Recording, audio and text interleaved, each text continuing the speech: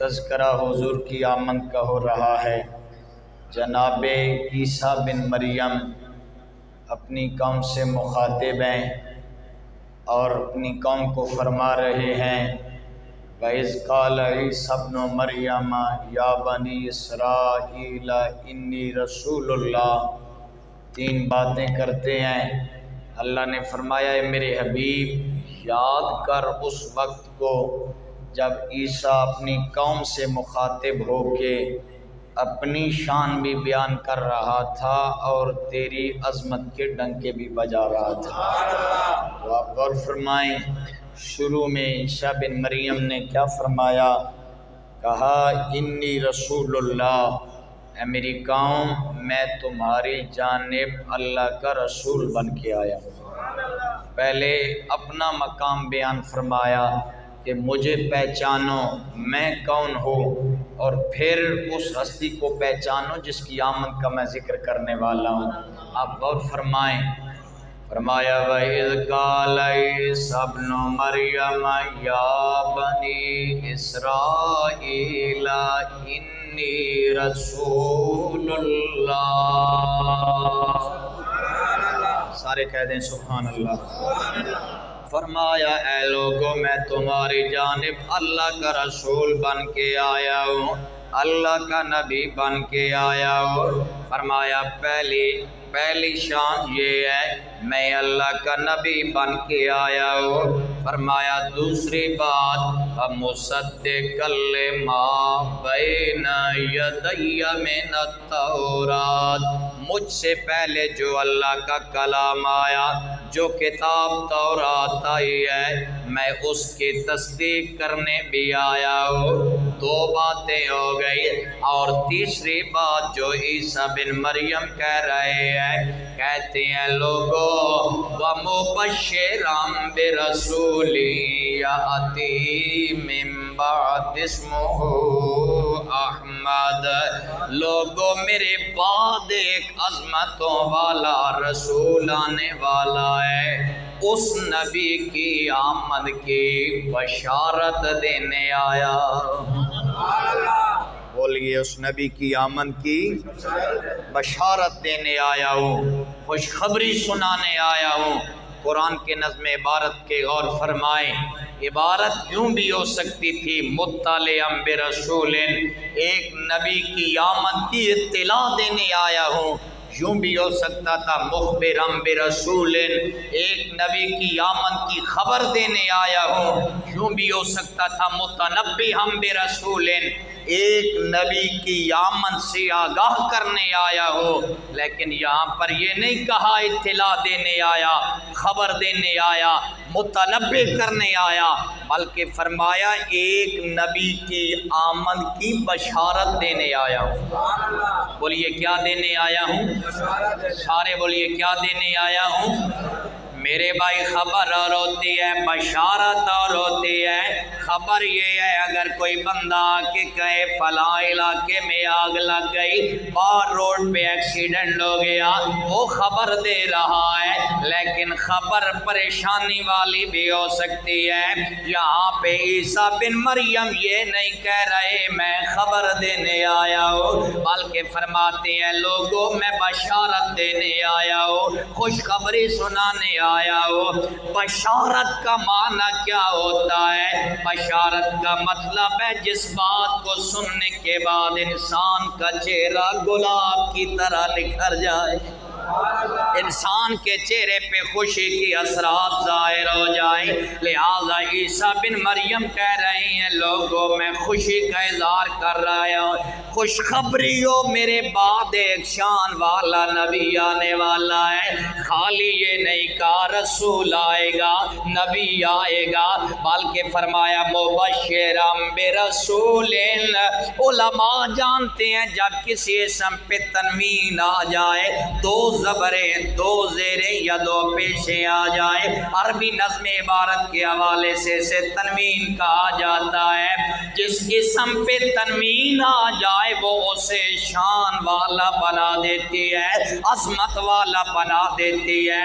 عیسیٰ بن مریم کہتے ہیں لوگو میرے بعد وہ نبی آنے والا ہے جسے یوسف جیسا نبی بھی ایڑیاں اٹھا کے دیکھے گا۔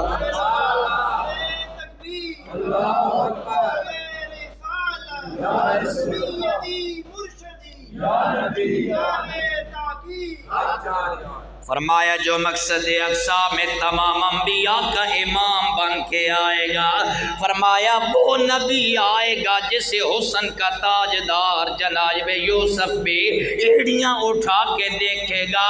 مجھے بھی اپنے حسن پہ بڑا مان ہے، لیکن یہ جو حسین آیا ہے یہ تو حسینان عالم کا بھی امام بن کے آیا ہے۔ ایک سرائے کی پٹی کا بابا بولا، وہ کہتا ہے لوگوں میرا وہ شان والا نبی آیا، کہتا ہے کملی والے تینڈے خال تے کل رخسار ہوتے، پیار سے کہیں سبحان اللہ، تینڈے خال تے کل رخسار ہوتے، لکھ یوسف جائے قربان پھرن، تینڈے لب دے نیم تبسم تے سہ موسیٰ مسیح مستان پھرن، تینڈی دیکھ شکل عربی سونا، رب سائیں آپ سبحان پڑھن، ایک واصف کیا لکھ غوث کو تب تینڈے درد سگ دربان پھرن، ایک واصف کیا لکھ غوث کو تب تینڈے درد سگ دربان پھرن۔ خدا کی قسم ہر اعتبار پہ سے میرا نبی عظمت والا، شان والا، رفت والا بن کے آیا۔ ایک سرائکی کا اور شاعر ہے، وہ کہتا ہے توڑے سہ سسیاں پیا ہار سنگار کرن، ساڑھے مدنی سائیں تو ہیچن۔ شاید آپ کا سرائکی سے اتنا سلام دعا نہیں ہے اس لیے آپ کو سمجھ نہیں آ رہی، پیار سے کہیں سبحان اللہ۔ ہیچ کا مطلب ہوتا ہے نیچے ہونا، کہتا ہے توڑے سہ سسیاں پیا ہار شنگار کرن، میرے مدنی سائیں تو بولیے نا میرے مدنی سائیں تو، بلکہ کہتا ہے کملی والے تیری صورت وکھری، تیری سیرت وکھری، تیری زلفت وکھرے پیچن، اوندے بن ڈٹھیاں سہ عرشی فرشی، اوندے نام تو جند گئے ویچن، بخت فدا سہ سسیاں ٹریاں، سہ پنل ٹرے سٹ کے چن۔ ایسا حسین نبی اللہ نے ہمیں عطا فرمایا، اسی لیے عیسیٰ بن مریم کہتے ہیں وَمُبَشِّرًا بِرَسُولٍ، لوگوں میں ایک شان والے نبی کی آمد کی بشارت دینے آیا۔ کیا کرنے آیا؟ شان والے نبی کی آمد کی، سارے بولیے کیا کرنے آیا؟ نبی کی بشارت دینے آیا ہوں، خوشخبری سنانے آیا ہوں۔ یہ تو وہ میلاد ہے میرے آقا کا جو عیسیٰ بن مریم بیان کر گئے، ایک حضور کا وہ میلاد جو میرا نبی خود بیان فرما گیا۔ میرے بھائی تصور فرما، یہ لوگ کہتے ہیں صحابہ نے نہیں منایا، کیوں مناتے ہو؟ میں نے کہا ذرا اس حدیث کو پڑھ، میرا کریم آقا صحابہ میں بیٹھا ہے، آسمان رسالت کا سراج منیر جب اپنے غلاموں میں بیٹھتا یوں لگتا جیسے ستاروں میں چاند نظر آتا ہے۔ یار پیار سے کہے سبحان اللہ، باہر والے بھی کہہ دے سبحان اللہ۔ میرے بھائی ذرا غور فرمائیے کیسا وہ منظر ہوگا جب میرا نبی غلاموں میں بیٹھا ہوگا اور غلاموں کو فرما رہا ہوگا، اے میرے غلاموں کیا میں تمہیں اپنی شان نہ سناؤ، میں اپنی عظمت تمہارے سامنے بیان نہ کرو؟ صحابہ عرض کرتے ہیں یا رسول اللہ کیوں نہیں، ضرور ارشاد فرمائیے۔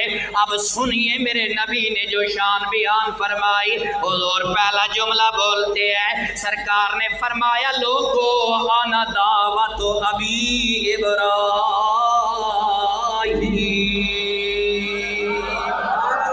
جتنا زور میں نے لگایا اتنا زور سے کہیں سبحان اللہ۔ میرے بھائی ذرا غور فرمائیے وہ میلاد ہے جو میرا نبی خود بیان فرما گیا۔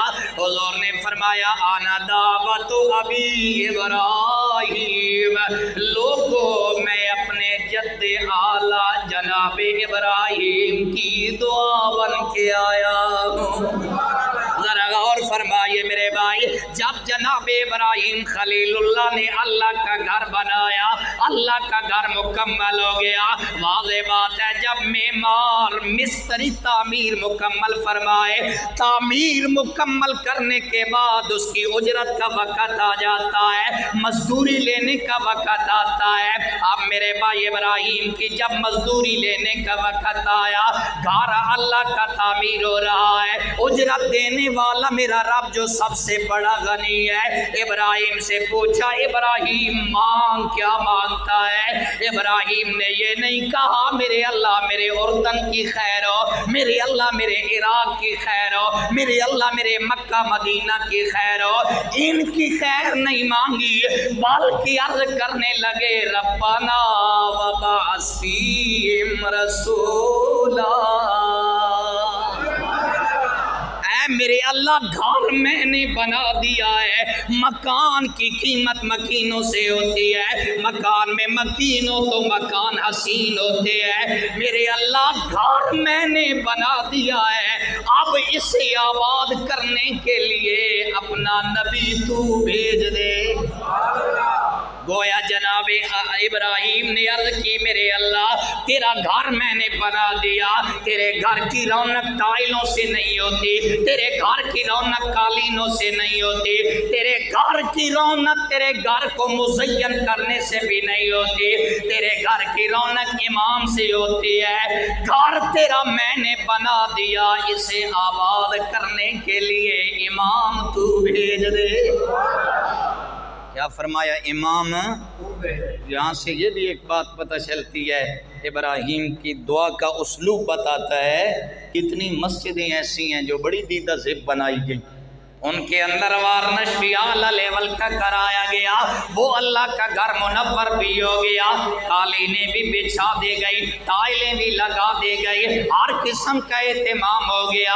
अक्सर मसाजिद मैंने देखी हैं जिनके अंदर तमाम तर सहूलियात मौजूद है, लेकिन इमाम नहीं रखा जा रहा। मस्जिद की टाइल के लिए चौधरी पैसे दे देता है, मस्जिद की कालीन के लिए सरमायादार पैसे देता है, नहीं देता तो इमाम की तनख्वाह के लिए नहीं देता। मेरे भाई, इब्राहिम की दुआ का उसलूब बताता है, मस्जिद की रौनक टाइलों से नहीं होती, मस्जिद की रौनक कालीनों से नहीं होती, मस्जिद की रौनक इमाम से होती है।